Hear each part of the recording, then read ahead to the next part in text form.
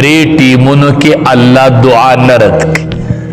عند الندا یو د اذان په وخت کې چې اذان اویل شي او جواب ورکړي، دا د دعا د قبلېدو ټیم دی. بس دې کې دعا غواړه، دا د دعا د قبلېدو ټیم دی. په دې وخت کې الله دعاګانې قبلې. دعاګانې مونږ به اذان شروع مونږ ورته کار په ځای نه ودرو، مونږ ورته لږه سام نالو چې صبر وکړه چې د دې مؤذن جواب خو ورکما، دته جواب ورکما، دې مؤذن له خو لږ جواب ورکما.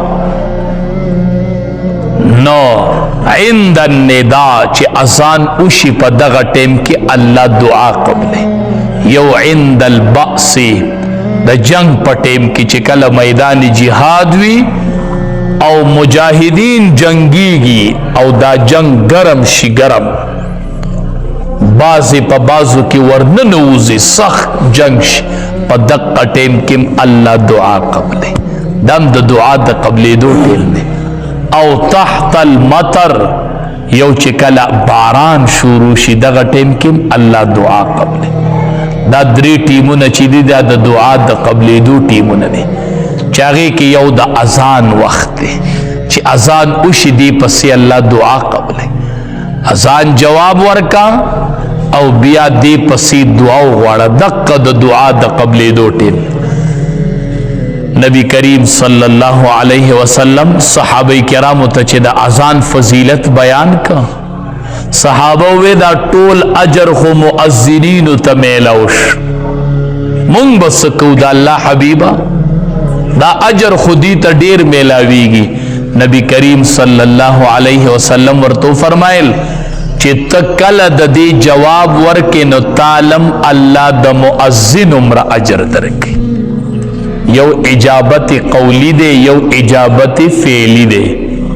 اجابت قولی دا دی چې دا مؤذن کم الفاظ وای نو ته دغه وایا، خو چې حی علی الصلاة و حی علی الفلاح ته ورسیږي التبوی لا حول ولا قوة الا بالله. دغه ټیم کې به دغه الفاظ نه وای، ځکه هغه وای حی علی الصلاة راشه مانځه ته، او ته ورته وای حی علی الصلاة راشه مانځه ته. نه، هغه وای حی علی الصلاة مانځه ته راشه، نو ته ورته وای لا حول ولا قوة الا بالله. که د ګنانم بنده بچ کیږي نو د الله په توفیق بچ کیږي، او که نیکیم بنده کوي نو د الله په توفیق کوي. نو الله دی توفیق را کی چې زه درشم او دا مونځ وکړم. دې ته اجابتي فعلي وایي، دې ته اجابتي فعلي وایي. نو د اذان با په خلم جواب ورکوي او په پیل سره به جواب ورکوي. را روان بشي جمعات تبراشي او جمعات کې با کینې او مونځ به وکړي. د مؤذن جواب ورکوي، د مؤذن جواب ورکوي. د دواړو جهانو سردار او فرمایل وی د قیامت په ورځ سخت ورځ ده، حساب به شروع وي او درې کسان به د مشکو په غونډو باندې ناسي. هلته به حساب کتاب شروع وي او دا بعضې کسان چې دي دا به د مشکو په غونډو باندې ناسي. د حساب کتاب ټیم وي او دی به د مشکو په غونډو باندې ناسي، ځان له به مزي کوي، د مشک غونډو باندې به ناسي.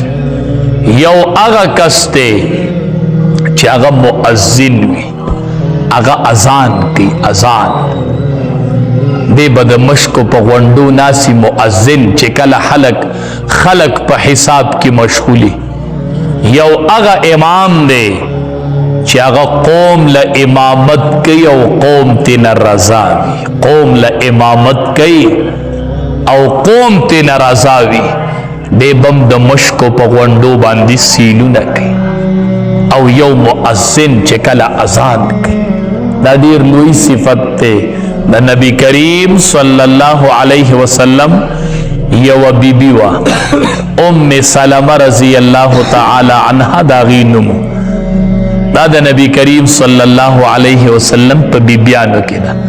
نبی علیہ السلام ورته وی ام سلمہ دعا درته خیمه، تا ته یو دعا خیمه، تا ته دعا خیم هغه ورته وی د الله حبیبه وخیه راته ډېره قیمتي دعا یې ورته وښودله ځان له یې شروع کو کور کې زنانو ته م وخیه او په نص او په حدیث کې دا دعا راغلی ده چې نبی علیه السلام خپلې بیبي ته ښودلې ده خپلې بیبي ته یې وی د مؤمنانو مور ته یې وی چې کله ماښام اذان وشي که نه ماښام اذان ووري او جواب یې ورکړي نو بیا دعا کوه اللهم هذا اقبال لیلک وادبار نهارک واصوات دعاتک فاغفر لی اے ام سلمې دا دعا کوه اے د مؤمنانو مور ته وایي نبی علیه السلام د مؤمنانو مور ته دعا ښیي وایي دا دعا کوه چې ماښام اذان ووري نو وایه اللهم هذا اقبال لیلک یا الله ستا شپه راغله و ادبار نهارک او ورځ دې لاړله شپه دې مخامخ شوه او ورځ دې